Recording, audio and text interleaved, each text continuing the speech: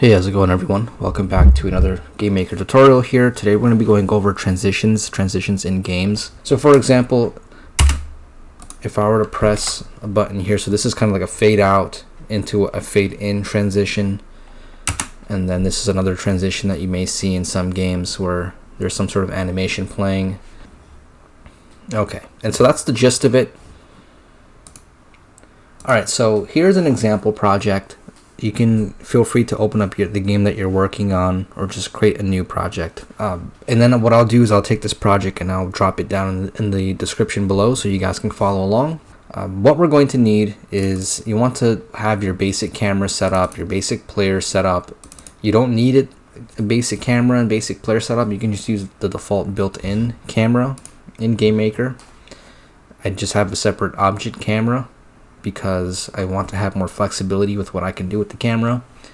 And then basic player, because the idea is your camera is going to be following the player wherever the player moves. So there's some very basic logic in place right now to set up a camera, that the camera follows the player, and then we have some walls so that you can have some basic collision here. What do we want to do when we want to transition from, let's say, room to room or scene to scene?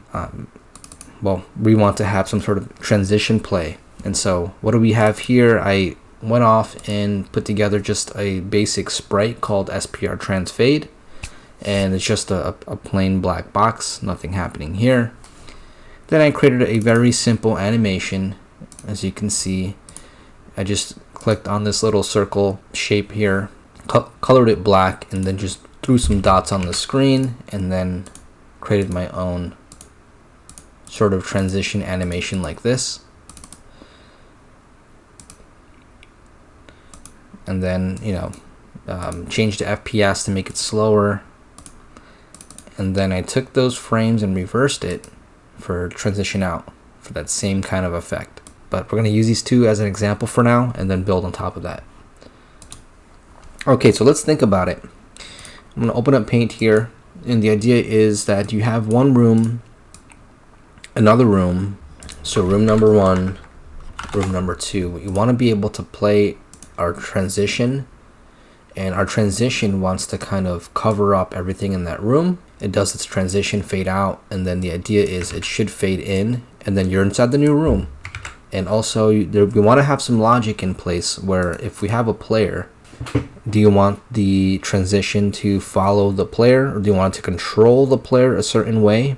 We need to figure out, what are we going to need? We're going to need an animation to transition in. We're going to need an animation to transition out. We're going to need some sort of timer. How long do you want to transition in? How long do you want to transition out? We may want to have some sort of logic in place saying, do you want to use a fade in effect where you want to fade the transition in? Pretty much, we also need to figure out what room are we going to. So we need to tell the transition that we are now moving from this room to this room, for example.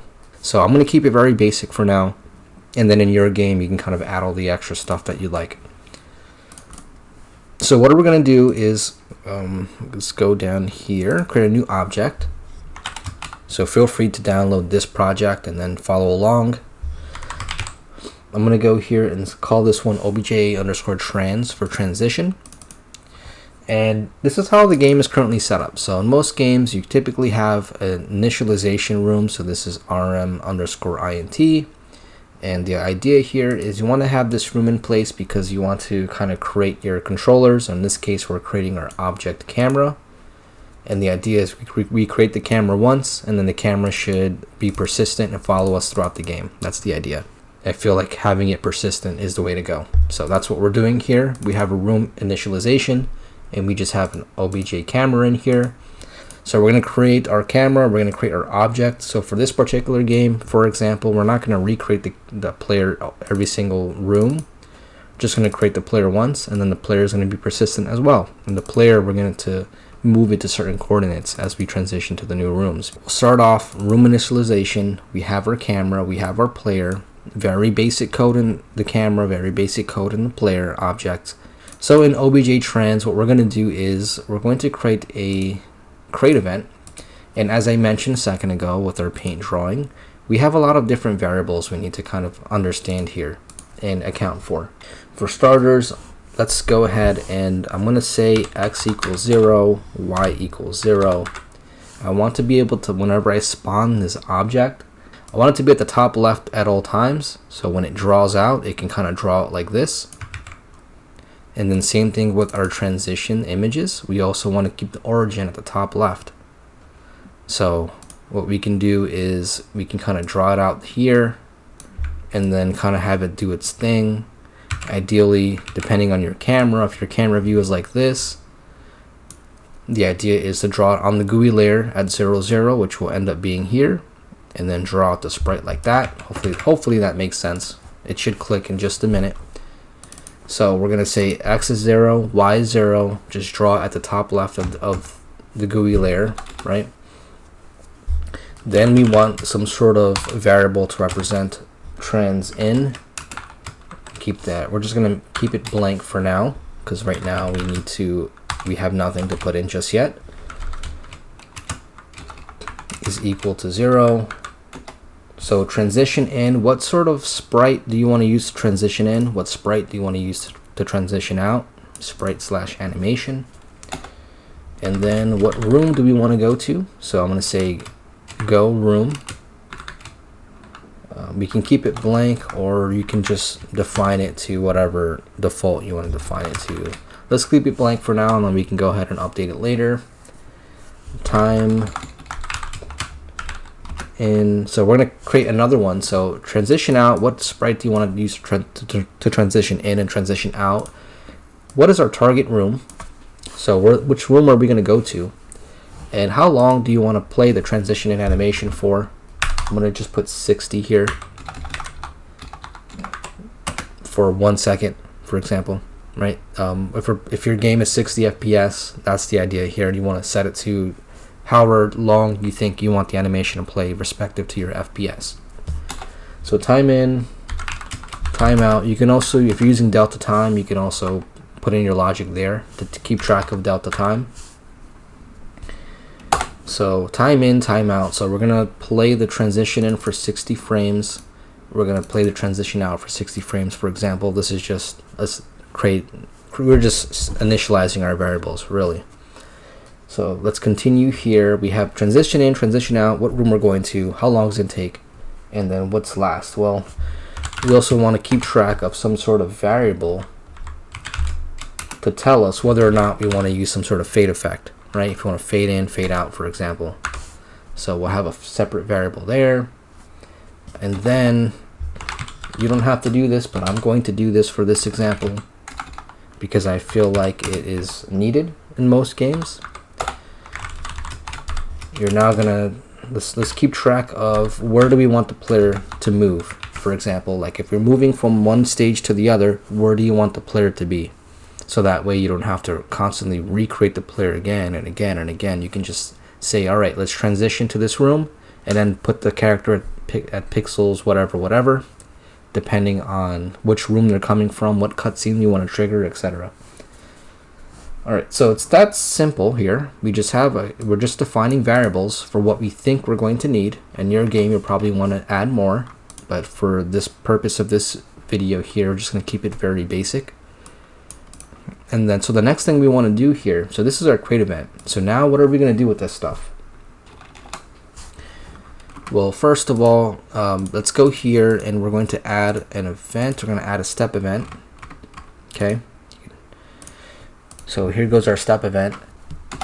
Let's start to add some logic. If you recreate the object, it's blank. You need to tell it exactly what it is. You need to define its characteristics, for example. So how are we going to do that? We're going to use a script here. I'm not going to go into the script just yet. The script should be pretty straightforward. So first thing here is I'm going to say if trans in is not equal blank. So if I'm creating this object, I need to be able to define what that sprite is. So realistically, this sprite should be, for example, SPR trans fade. We'll go back to this, but just to make life simple, I'm just going to fill it out here and say SPR trans fade. SBR trans fade, and we're going to go to room RM2. Everything else looks good, and then maybe you want the player to be at like position 200, 200, for example. Okay, so this is an example of what you may want to define when you're creating this object. You may say, all right, well, we're going to transition in with this animation, that animation, we're going to this room that's going to take 60 seconds out, or 60 seconds in, 60 seconds out. And then, yeah, we're going to do some sort of weird, transition where you're going to fade in and fade out. And then this is where I want the player to be. Okay. So if transition is not blank, that means that we have defined some sort of sprite. So what are we going to do? Well, we're going to first start our timer. So we're going to say time in minus minus, or you can also do time minus equals 1. That'll decrement it by 1 per frame. So reminder, the step event is going to play every single frame it plays once. Okay, so we're going to do time in decrement there, or decrease there. And now we're going to say if sprite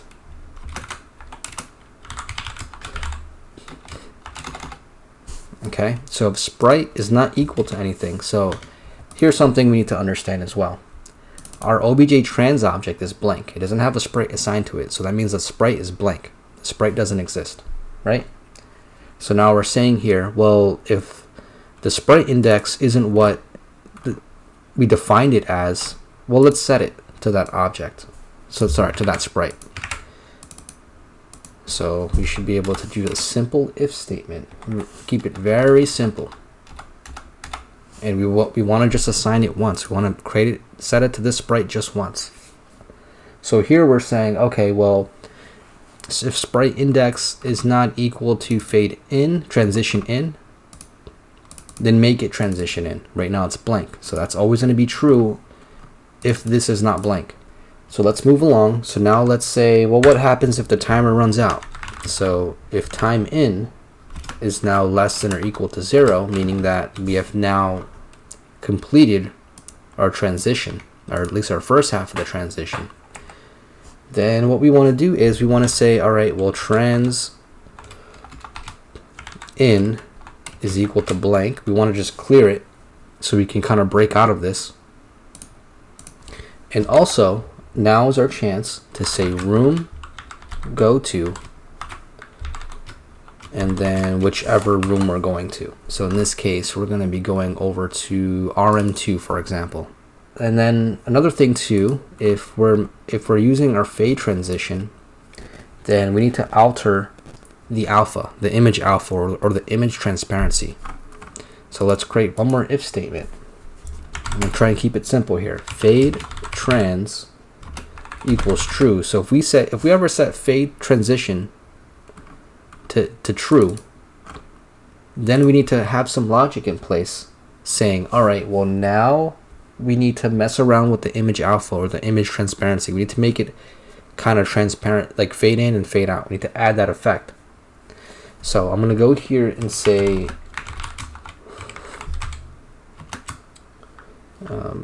is less than 1.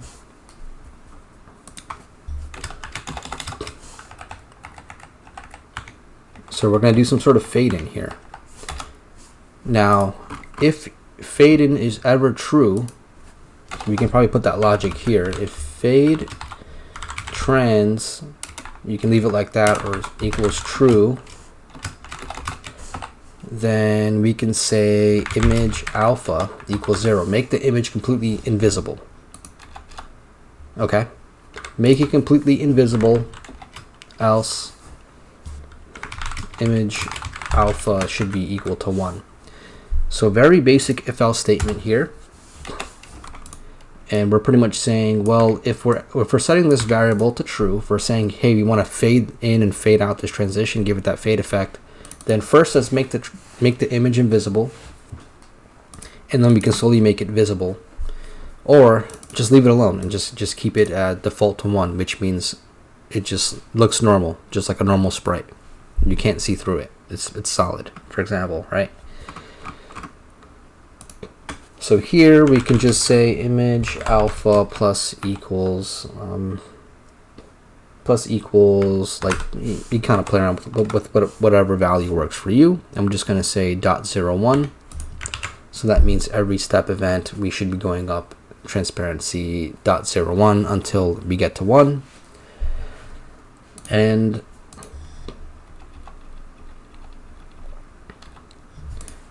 there we go. So this is the transition in. So we're transitioning into a new room. And then we want to make sure that we're fading in. So the image should be completely invisible, and now we want to fade in. So let's go here, and I'm just going to drop this obj trans and hit play. You guys can probably see what this list looks like. Okay, there you go. So it did the transition for us. Did it play the animation? Not really.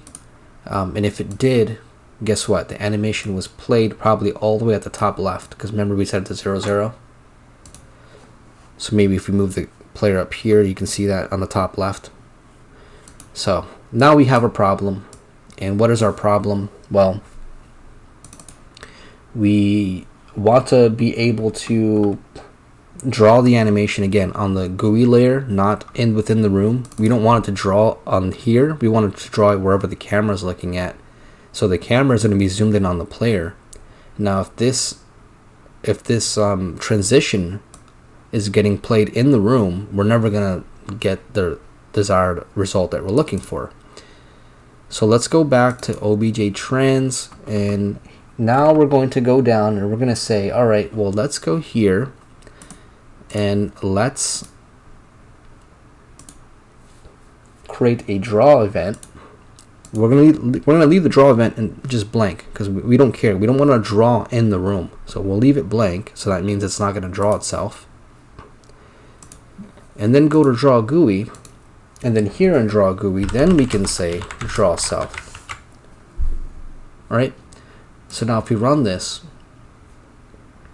as you can see, it still shows up on the top left, which is not ideal, right? Because it's not covering the whole screen. However, it now, once we have our player down here, for example, because our player had to be up here for us to see it. Now our player's down here, and now the camera moves to our player, and now the GUI layer is what's being updated instead of this room itself. Okay. So now what can we do? Well, maybe we want to have new arguments, and the new arguments could be, maybe you want to multiply the animation or the sprite. We want to scale it, right? Well, how can we do that? You can simply go here and say image x scale equals 6, for example. So that way you can do a few different things. You can go here and say, all right, I want to make these animations 720p, right? So you upscale them from here. However, ideally you don't want to do that. I think it's easier to just keep the sprite transitions small and then scale them up.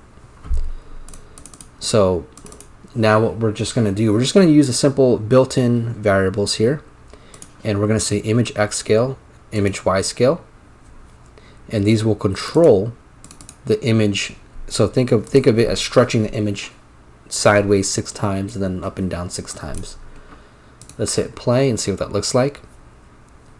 And as you can see, it now is larger. It still doesn't cover the full screen, but it's now almost doing what we need it to do. Let's bring it up to 12. And then here you go. So now this does cover the whole screen. So this is ideally what we want, something like this, right? Okay. And you probably find something that works best for you depending on your game and depending on how much effort you want to put in to making your sprites. And then also keep in mind though, when you are creating these different sprites, you're also creating them on sprite sheets essentially when you export your game. So you don't want these huge 1080p 4K images. Like it's better to have a smaller sprite is what I'm saying. Alright, so we'll keep it at 1212. It looks like that works. Now I'm going to have you guys put in one more line of code here. And this is display set GUI. Alright, so now we're going to use this built-in function called display set GUI maximize. And we want to use this because when we're drawing in the GUI layer, it doesn't scale the same as if we're drawing in the draw layer. So as you saw a second ago, we had to use like X scale and Y scale equal to 12. And that's because not because the sprite transition is too small and you need to multiply it 12 times. It's that the draw GUI layer works differently, and it's not just going to scale by itself. You'll have to actually tell it how to scale, and so that's what we're doing here.